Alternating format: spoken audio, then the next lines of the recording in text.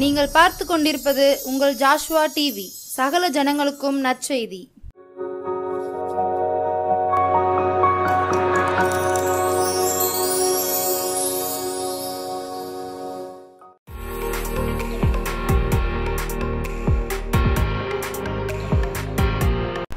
நேற்றும் இன்றும் என்றும் மாறாதவராக ஜீவிக்கிற தேவனாக நம்மத்தில் வாசம் பண்ணுகிற அந்த வல்லமில்ல பரிசுத்த நாமத்தின் நிமித்தம் பரிசுத்த நாமத்தினால ஜாஷ்வா டிவி நேயர் அனைவருக்கும் அன்பின் வணக்கத்தையும் வாழ்த்துதலை நான் தெரிவித்துக் கொள்கிறேன்.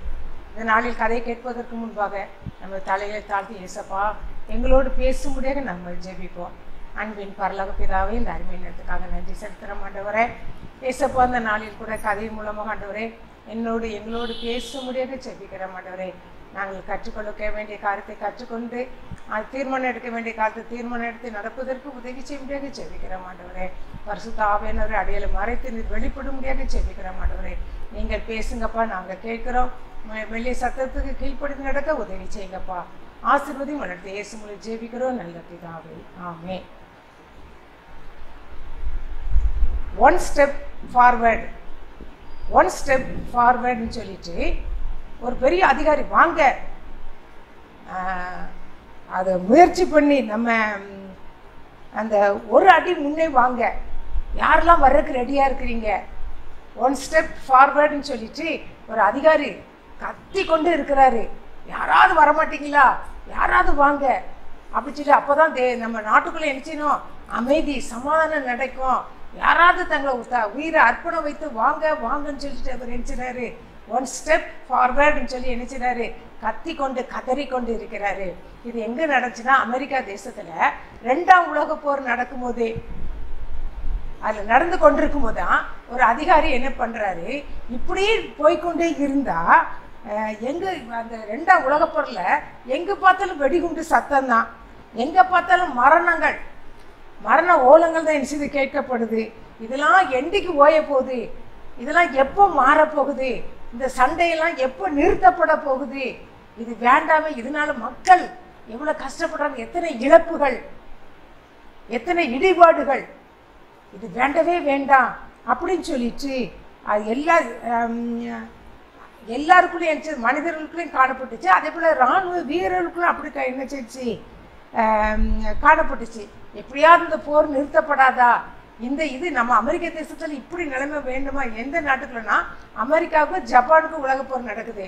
அப்போ நடக்கும்போது அவங்க எல்லாரும் வேதனையோடு குரல் கொடுத்துட்டு இருக்காங்க, இந்த போர் தேவைதானா, இதனால எத்தனை பேர் உயிரை இழந்து நிற்கிறோம், குடும்பத்தை இழந்து நிற்கிறோம், பிள்ளைகளை இழந்து நிற்கிறோம், வீடு வாசல்களை எல்லாச்சும் நம்ம இழந்து நிற்கிறோமே, எத்தனை உயிர்கள் இழப்பு அப்படின்னு சொல்லிட்டு வேதனைப்பட்டு கொண்டிருக்கிறாங்க.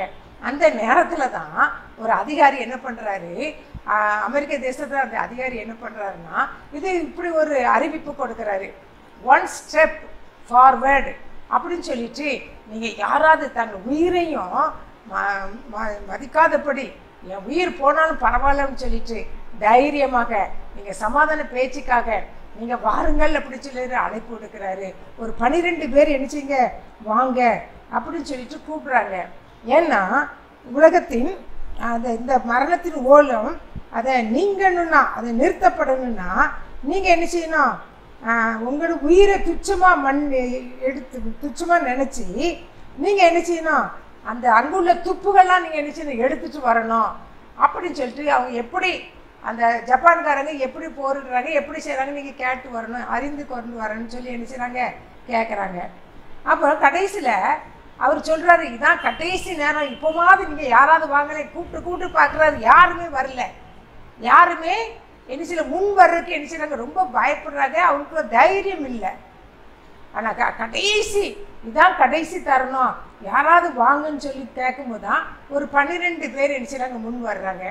அதில் அந்த 12 பேரில் ஜார்ஜ்னு சொல்லி ஒரு மனுஷன் என்ன செய்கிறாங்க அந்த இடத்துல அவர் என்ன செய்கிறாரு முன் வர்றாரு. ஆனால்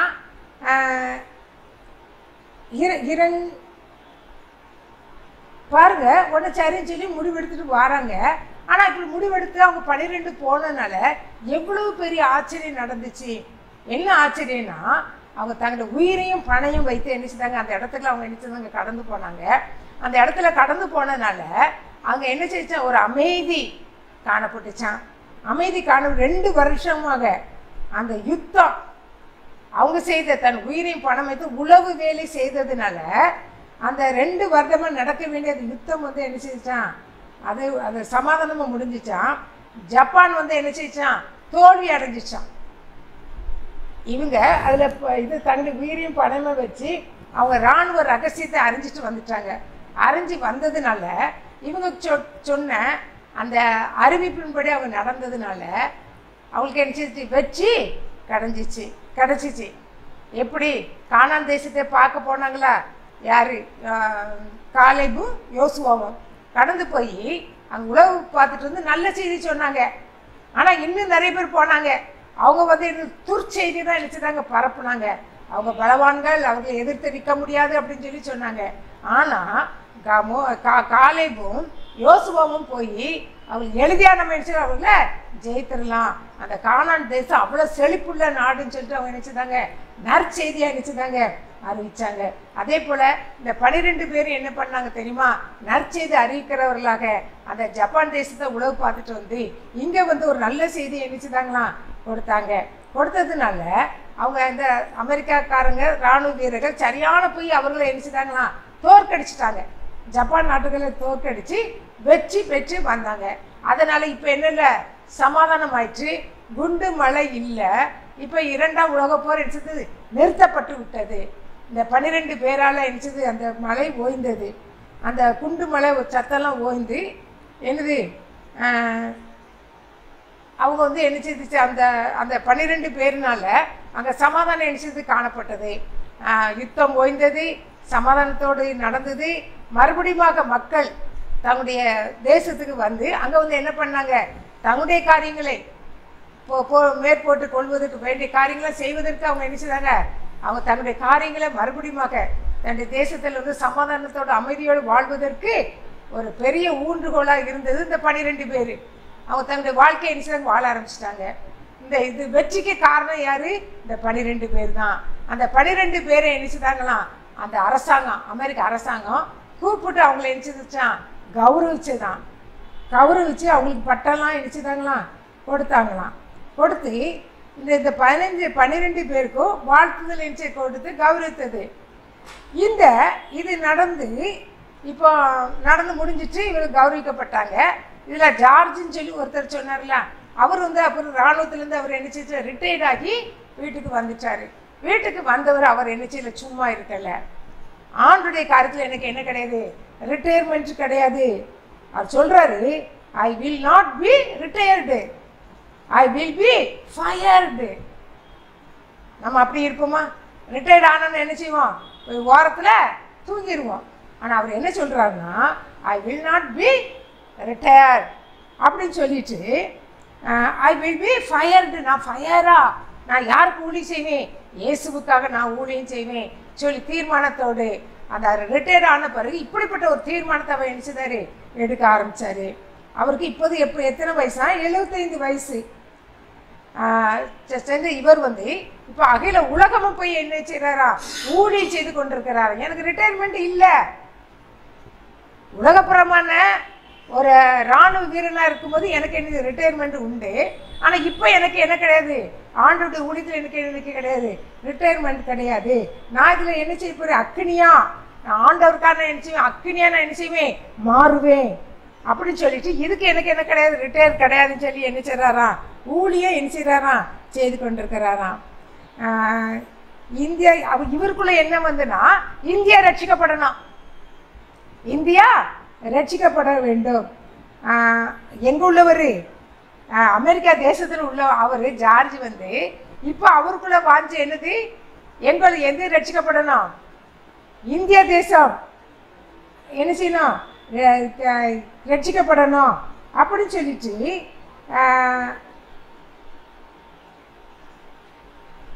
அவர் வந்து அப்படி வந்து அர்ப்பணம் கொடுக்குறாராம். இப்போ ஊழியத்தின் பாதையில் ஒவ்வொரு இடமா போகும்போது அவர் சொல்கிறாராம், என்ன சொல்கிறாருன்னா, மிஷினரிக்காக நம்ம பிறன வாரில் நிற்கும்போது அதில் நிற்கும்போது 1 ஸ்டெப் ஃபார்வர்டுன்னு சொல்லி கேட்டாங்க. இப்போ நான் அறைகோள் விடுகிறேன், நான் இப்போ கேட்குறேன், அது வந்து போர் நிறுத்தத்துக்காக அவங்க என்ன செய்றாங்க, அறிவுரை விட்டாங்க. இப்போ நான் கேட்குறேன், இந்திய தேசம் ரட்சிப்படைவதற்காக ஒன் ஸ்டெப் ஃபார்வர்டு இருக்கிறவ யாரு? நீ ஒரு அடி முன்வைத்து வரமாட்டியா அப்படின்னு சொல்லி அவர் என்ன செய்கிறாராம், ஒவ்வொரு இடத்துலையும் போய் அவர் கேள்வி கேட்குறாராம். உலகத்துக்காக, சமாதானத்துக்காக அவர் ஒன் ஸ்டெப் ஃபார்வர்டாக தன்னை அர்ப்பணிச்சாரு. இப்போ இயேசுவுக்காக வாழ்வதற்காக, இயேசுக்காக ஊழியம் செய்வதற்காக நீ ஒரு ஸ்டெப் எடுத்து முன் வர மாட்டாயா அப்படின்னு சொல்லிட்டு அந்த ஏக்கத்தோடு அவர் என்ன செய்றாரா, ஊழியத்தின் பாதையில் என்ன செய்றாரா, கடந்து போறாராம். தன் தேசத்துக்கு கூட அந்த பாரம் கிடையாது. ஆனால் இந்திய தேசத்தை குறித்து பாரத்தினால இந்திய தேசத்துக்கு என்ன செய்ய, ஒன் ஸ்டெப் ஃபார்வர்ட், முன் கால் வைத்து நீ முன் வைத்து வரமாட்டாயா அப்படின்னு சொல்லி என்ன செய்றாராம், அவர் ஊழியம் செய்து கொண்டே இருக்கிறாராம். பாருங்க, இன்றைக்கு நம்ம எப்படி ஊழியம் செய்கிறோம்? இந்த பாரம், இந்த ஏக்கம் நமக்குள்ள இருக்குதா? நம்ம ரிட்டையர்ட் ஆயிட்டோம், இனிமேல் வேண்டாம், இனிமேல் போதும், நான் செய்த ஊழியம் போதும், நான் செய்த பணிகள் போதும், நான் செய்த எல்லா காரியங்களும் எனக்கு போதும், இனிமேல் வயசாயிடுச்சு, நான் இனிமேல் என்ன செய்ய போகிறேன், வீட்டில் ஒடுங்கி கிடக்க போகிறேன், என் வீட்டு காரியத்தை தான் இனிமேல் என்ன செய்ய போகிறேன், பார்க்க போகிறேன் அப்படின்னு சொல்லிட்டு நம்ம ஒடுங்கி கொண்டு இருக்கிறோமா? இன்றைக்கி நம்ம தீர்மானம் எடுப்போம், வேண்டாம். ஆண்டுடைய ஊழியத்தில் நமக்கு என்ன கிடையாது, ரிட்டையர்மெண்ட்டே கிடையாது. நம்ம என்ன செய்யணும், ஒவ்வொரு நாளும் ஒவ்வொரு ஸ்டெப் எடுத்து முன்னோக்கி தான் போகணும், ஃபார்வர்டு, முன்னோக்கி நம்ம என்ன செய்யணும், போயிட்டே இருக்கணும். நான் இயேசுவுக்காக ஒரு சின்ன இடத்துக்கு போறீங்களா, சரி இது போதாது, என் ஊழியம் இன்னும் என்ன செய்யணும், விரிவடையணும், இந்த வருஷத்துல இவ்வளவு பெருகாதா, இந்த ஊழியம் எனக்கு இவ்வளவு விரிவடையாதா அப்படின்னு சொல்லிட்டு நம்ம என்ன செய்யணும், ஒன் ஸ்டெப் ஃபார்வர்டாக ஒவ்வொரு நாளும், ஒவ்வொரு நிமிஷமும், ஒவ்வொரு நொடி பொழுதும், ஒவ்வொரு மாதமும், எசப்பா எனக்கு இந்த ஊழியத்தை தந்திருக்கீங்க, இன்னும் எனக்கு என்ன விரிவடைங்க, அதுக்கு நான் எப்படி ஸ்டெப் வைக்கணும்? நம்ம ஜெபிக்கிறோமா? இந்திய தேசத்துக்காக ஜெபிக்கிறோமா? ஒரு ஸ்டெப் முன் வைக்கிறோமா? முன் வைத்து எங்க இந்திய தேசத்துக்காக நான் அக்கினியா நான் செயல்படுவேன் சொல்லி நம்ம தீர்மானம் எடுக்கிறோமா? ஏதோ என் ஊழிய கையில் கொடுத்துருக்குறாங்க, நான் போகிறேன், விதைக்க வேண்டியது விதைச்சிட்டு வந்துடுறேன் அப்படின்னு சொல்லிட்டு நம்ம இருக்கிறோமா? இல்லை, நான் இந்த சகோதரங்கள ஃபயரா இந்திய தேசம் ரட்சிக்கணும், ரட்சிக்கணும், ரட்சிக்கப்படணும்.